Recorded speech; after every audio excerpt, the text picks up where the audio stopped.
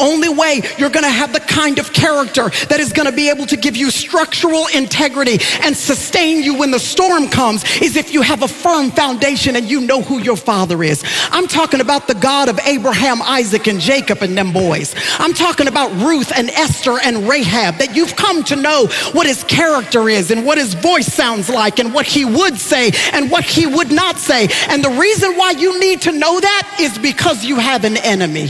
Listen to me. The enemy does not come to you with a red jumpsuit and a pitchfork on and say, hey, it's me.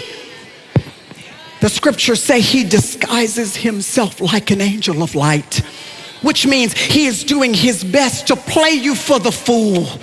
He's doing his best to look and sound as close to the truth of God, his voice to sound as close as possible to what it is that God's might sound like, so that he can confuse you. And if you have not taken time to get to know your father, then you will be easily deceived.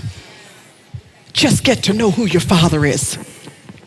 When babies are small, you might go to a pediatrician, and I remember being told that I needed to be careful about my habit of taking my children when they weren't yet walking and just bouncing them playfully on their legs. I remember my pediatrician saying to me, be careful about that, because oftentimes if you put too much weight on their legs too soon, because their bones are still malleable and their spine is really still forming, that if you put too much weight on them too soon, there can be just a slight distortion that you cannot see when they're little, but when they get older, there'll be a slight out of alignment in their hips. There'll be a slight distortion, a slight limp when they walk that you could not see when they were little.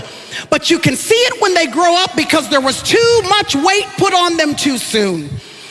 And y'all, we have a generation of Christians that are growing up too fast. Too much weight too soon. They're on their social media feeds teaching Bible study, and they don't even know who their father is. And you can't see the distortion in childhood. But when they grow up, there's a limp in their integrity. There's a limp in their character.